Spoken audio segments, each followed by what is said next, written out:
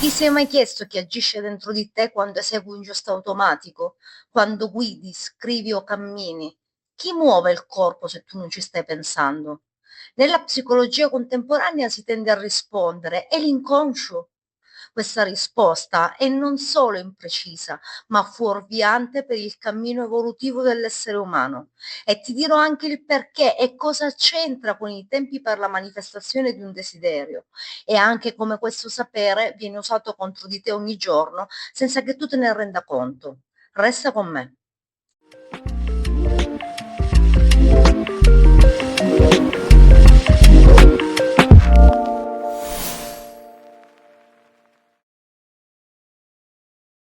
Ciò che chiamiamo inconscio è un insieme eterogeneo di forze e contenuti, istinti, automatismi, emozioni represse, immagini arcaiche, insomma.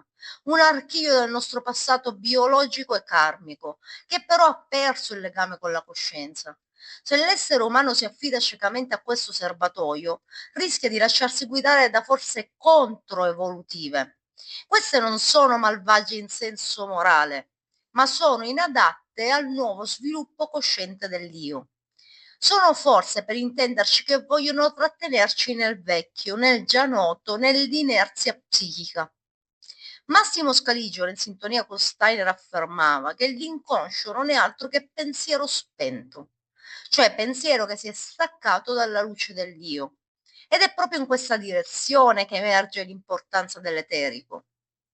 Il corpo eterico, corpo vitale, è una delle quattro componenti fondamentali dell'essere umano, che è composto da corpo fisico, appunto corpo eterico vitale, corpo astrale, sede delle emozioni, e l'io, che è il nucleo spirituale cosciente.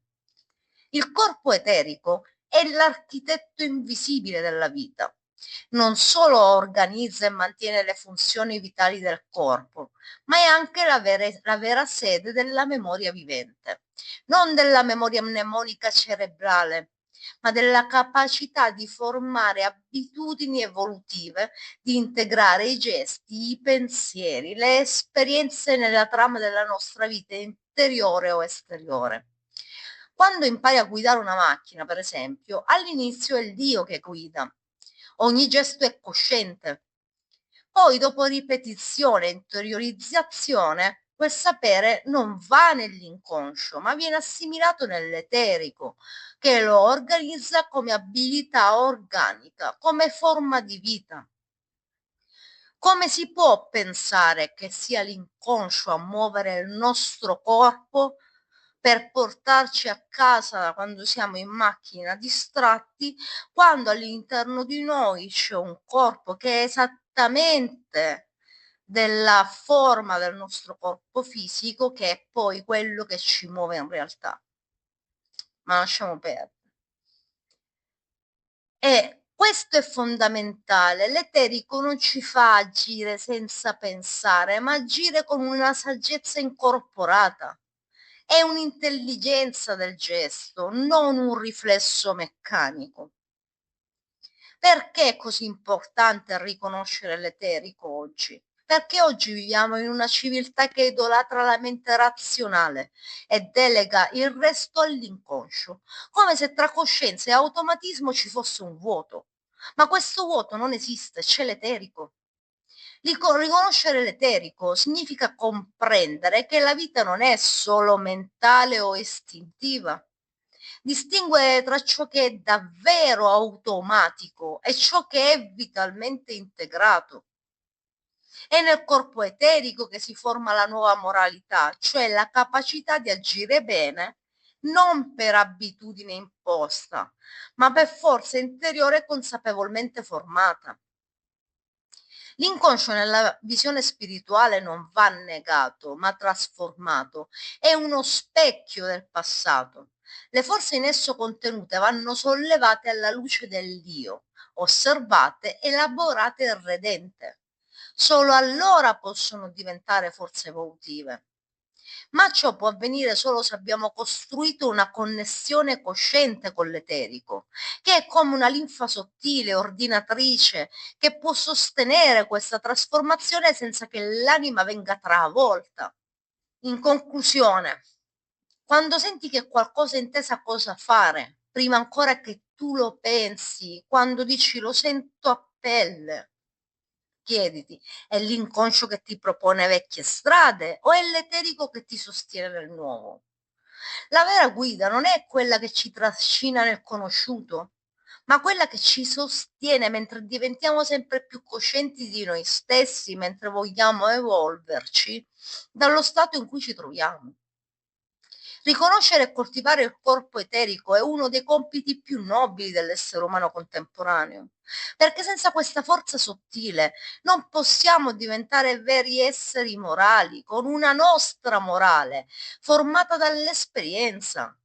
Io non aiuto il collega in difficoltà perché tutti mi facciano un applauso o perché la morale comune lo richiede, ma perché sento qualcosa in me, in verità sento l'eterico articolarsi alla memoria di quando io nella stessa situazione sono stato aiutato o avrei voluto esserlo e sento in me il sollievo che potrei portare all'altro porgendogli la mano. E questi atti rendono liberi. Queste sono scelte libere. È lì che gli onori sono diretta conseguenza dell'atto libero, non il fine di un vuoto atto impostomi per essere buono o accettato o essere visto in un certo modo. È così che si diventa liberi e la libertà porta creatività. E noi abbiamo perso la creatività nell'affrontare le situazioni che la vita ogni giorno ci pone davanti. Quando parliamo di corpo eterico, spesso lo associamo alle forze vitali, alla crescita, alla salute e al ritmo. Ma questa matrice sottile della vita è molto più di un principio biologico, è una manifestazione concreta del logos, della parola creatrice che plasma l'universo. In altre parole, l'eterico non è solo ciò che tiene in vita l'uomo, è ciò che lo connette direttamente al pensiero cosmico, al senso ordinatore del mondo. Il logos nel linguaggio spirituale è la legge vivente, il verbo primordiale, il pensiero divino che si fa forma e ritmo nell'universo. Secondo il Vangelo di Giovanni, in principio era e il Logos era presso Dio, e il Logos era Dio. Non è una metafora, è una realtà viva. Il Logos non è un'idea, un dogma, un concetto, ma una potenza ordinatrice, una forma, una forza formatrice. Nel cosmo questa forza agisce come armonia, ritmo e legge organica. E dove la troviamo nell'essere umano? Nel corpo eterico. Il corpo eterico è il portatore del logos nell'uomo. Il corpo eterico è la sede della forza formatrice che fa sì che un seme diventi pianta, un embrione diventi essere umano, un pensiero divenga materia. È sede del ritmo, dell'alternanza del giorno e della notte, del respiro e dei cicli vitali. È sede della memoria vivente, non statica, ma in continua evoluzione e trasformazione. Noi non siamo vittime del nostro passato perché la nostra memoria si riplasma. Quando noi ripetiamo schemi emozionali è dovuto al motivo che noi ci aspettiamo che questi si presentino come li abbiamo conosciuti in passato.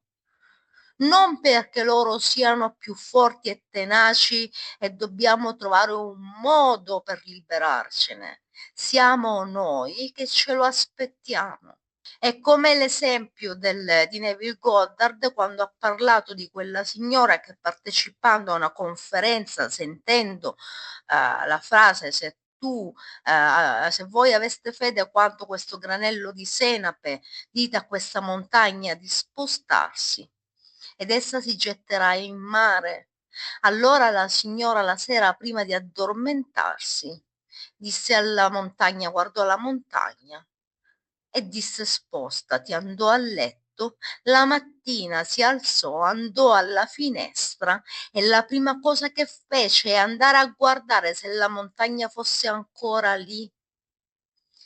È andata a controllare, ad assicurarsi che la montagna fosse ancora lì, per potersi dire: hai visto, non funziona.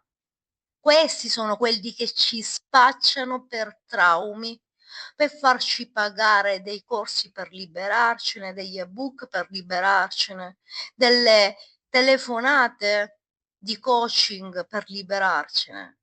Semplicemente noi ogni mattina controlliamo, facciamo il check affinché possiamo assicurarci che tutto quello che noi conoscevamo si trovi ancora tutto lì intatto. È la famosa frase: maestro, cambiami, ma lasciami come sono, dell'esoterismo.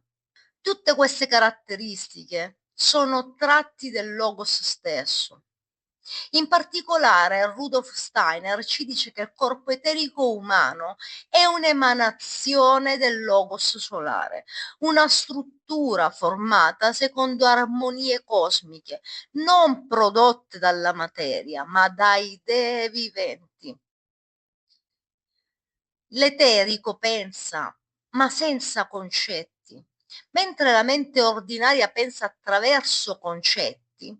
Il corpo eterico pensa attraverso forme e ritmi. Non ha parole, ma genera ordine. Per chi ha ascoltato il mio intervento su Giordano Bruno, questo concetto dovrebbe ritornargli. Non ha pensieri astratti, ma plasma il vivente.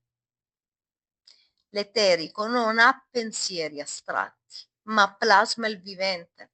È come se nell'eterico scorresse un pensiero silenzioso, che viene detto in antroposofia pensiero preverbale, ma intelligente, che connette l'uomo all'intera architettura dell'universo. Questo ci porta a un punto fondamentale. Ogni gesto etico non secondo legge umana, ma secondo morale superiore. Ogni pensiero puro non dettato dalle necessità, ma volutamente posto al centro del proprio pensare. Ogni azione ritmica, consapevole, è un atto attraverso cui il logos si riflette nel corpo eterico umano. L'eterico è lo strumento di incarnazione del logos. L'essere umano è l'unico ente nel cosmo che può rendere cosciente il logos dentro di sé, ma può farlo solo se sviluppa un rapporto consapevole con il proprio corpo eterico, cioè imparando a percepire il ritmo come realtà spirituale, vivendo il gesto quotidiano come espressione del pensiero universale. Non sei tu, non sono io a compiere il gesto, ma il logos in me che si muove, coltivando pensieri morali che non restano astratti, ma si fanno forma nel vitale. In questa chiave il corpo eterico è il tempio attraverso cui il logos vuole farsi carne, non una sola volta come nel Cristo, ma ogni giorno nell'evoluzione dell'uomo, in ogni momento dell'uomo, in ogni istante di vita dell'uomo. Il mistero del Golgota, la morte e resurrezione del Cristo, è nell'antroposofia un evento cosmico che ha rigenerato le forze dell'eterico. Prima di quell'evento l'eterico umano era in progressivo esaurimento, il materialismo stava diventando dominante, nessuna setta religiosa, nessun insegnamento, nessuna via, nessun grande profeta, nessun grande sacerdote era più in grado di comprendere le parole degli antichi. Non le capivano più È per questo che sono nate le leggi, è per questo che dei 10 comandamenti di cui parleremo, che erano dei consigli, proprio dati all'uomo, che non c'entrano niente con quelli che ci vengono spacciati, sono state, usate come legge dell'uomo, mentre erano consigli spirituali per non scatenare inferni emotivi. Ma ne parleremo di questo. Prima Dopo quell'evento, il Logos solare, il Cristo, ha infuso nel corpo eterico dell'umanità una nuova forza di resurrezione, una linfa spirituale che oggi possiamo sviluppare attraverso l'autocoscienza, la meditazione, il pensiero puro, voluto, non dettato dagli altri, non pensieri innescati dalle necessità. In conclusione, diventare coscienti del logos attraverso il corpo eterico che è l'interfaccia tra l'uomo e il divino, è l'organo vivente del logos dentro di noi. Ignorarlo significa perdere la connessione col senso profondo della vita, ma coltivarlo consapevolmente attraverso la presenza, la moralità, il pensiero vivente. Significa trasformare la vita ordinaria in un'opera d'arte spirituale. Non basta pensare il logos, occorre volerlo. Il corpo eterico è il suo primo strumento di manifestazione e che, ci crediate o no, voi lo percepite ogni giorno. Ogni volta che vi fermate ad ascoltare i confini del vostro corpo, come se il vostro corpo fosse una tuta che indossate, potete sentirlo muovere dentro.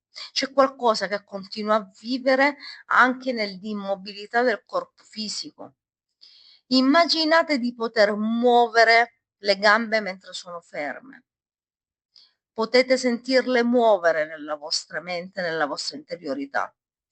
Il famoso arto fantasma di qualcuno che ha perso un arto non è il ricordo, come dicono, dell'arto che non c'è più, ma in verità è la percezione dell'arto eterico che ancora è lì e si comporta come se tu avessi ancora un arto fisico e dovrebbe dimostrare che in verità quello che noi crediamo di percepire con gli arti fisici, col corpo fisico, è un impulso che viene dall'eterico.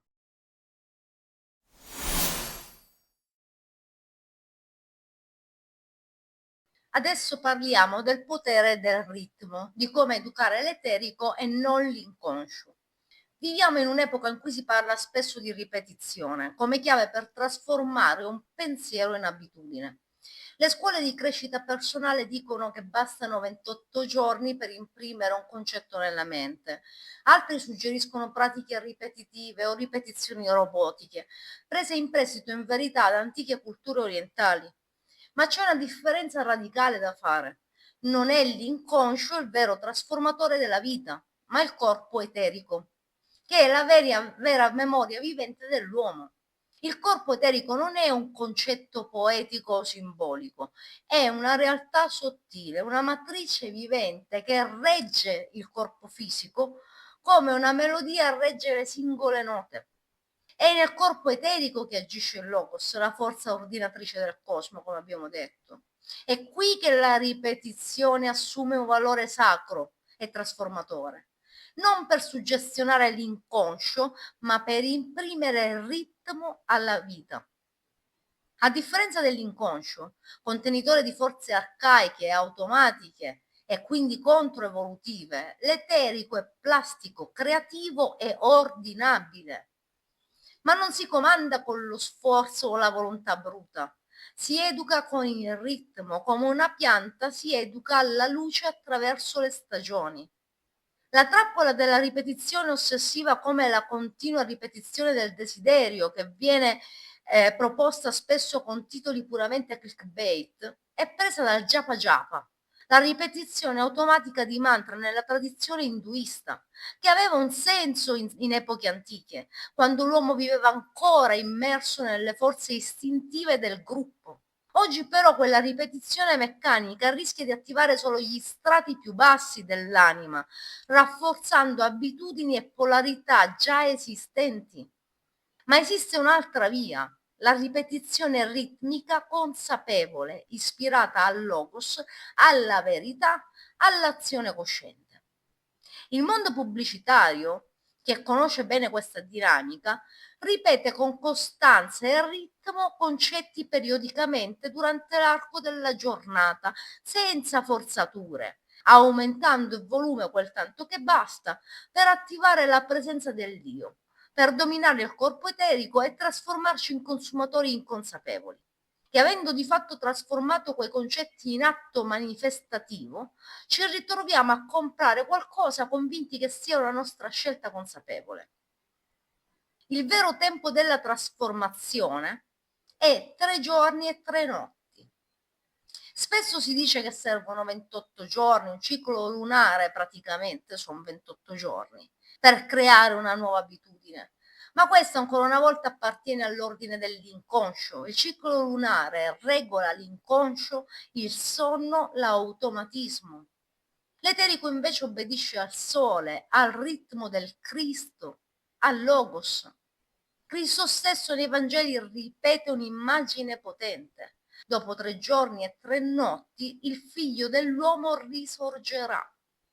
3 giorni dunque sono il tempo necessario per imprimere una nuova forza nell'eterico, a patto che la ripetizione sia fedele, armonica e priva di interferenze.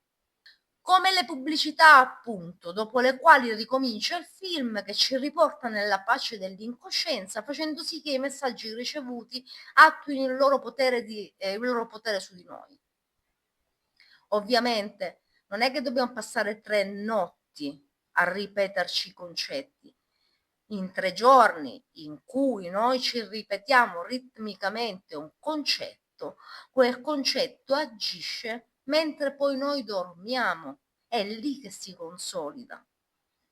Quindi la notte possiamo dormire tranquillamente, non dobbiamo metterci a ripetere desideri da esaudire. Ma è proprio questa la difficoltà. E lo disse Gesù a Pietro: prima che il gallo canti, mi rinnegherai 3 volte. È semplice, ma non è facile, perché ci hanno abituato alla complessità. Quindi noi ci aspettiamo complessità e le cose semplici sono quelle che a noi riescono più difficili. Così come concentrarci su un oggetto inutile, che in verità basterebbe quello per liberarci dalla prigionia ed esaudire tutto quello di cui abbiamo bisogno. Perché il problema non è capire il metodo, ma restare fedeli al ritmo della trasformazione senza farsi distrarre, sabotare, dividere da pensieri invadenti, da pensieri dettati dalle necessità, da reazioni emotive e da quello che gli altri si aspettano da noi. Quando si vuole affermare un pensiero nuovo per la salute, per la prosperità, per l'amore, non serve forzarlo con l'ossessione, né aspettare un mese intero. Serve intonarlo o immaginarlo ritmicamente per 3 giorni, con cuore libero e intenzione pura. Semplicemente ciò che vogliamo davvero noi, non ciò che ci si aspetta, o immaginare quello per avere un certo risultato, ma puramente immaginare o intonare una frase come noi la vogliamo. Serve ascoltare la melodia del logos dentro di sé e lasciarla risuonare senza interferenze. In questo modo il corpo eterico si struttura attorno alla nuova forza, come l'argilla si modella attorno a una forma invisibile, e riscrive anche l'acqua nelle nostre cellule. L'eterico è quella che viene chiamata memoria cellulare. Lo vediamo, lo sentiamo, lo percepiamo e lo ignoriamo, fissandoci con l'inconscio, che è quello che ci dà il contentino e poi rimaniamo con un pugno di mosche in mano, le briciole. Ma quando noi permettiamo all'eterico, senza interferenze, di strutturarsi attorno alla nuova forza, ciò che era solo un pensiero diventa gesto, abitudine e destino. In conclusione, ripetere non è un atto meccanico, è un'arte spirituale. L'inconscio ci lega al passato, l'eterico educato dal ritmo ci apre al futuro. In mezzo a ogni distrazione, la fedeltà alla ripetizione di un atto voluto è l'atto d'amore che rende eterna una nuova nascita. Di fatto il tanto decantato amore incondizionato che pochi veramente conoscono, altro non è che volontà liberata dall'asservimento degli istinti. Chi ha orecchi per intendere, intenda. Alla prossima.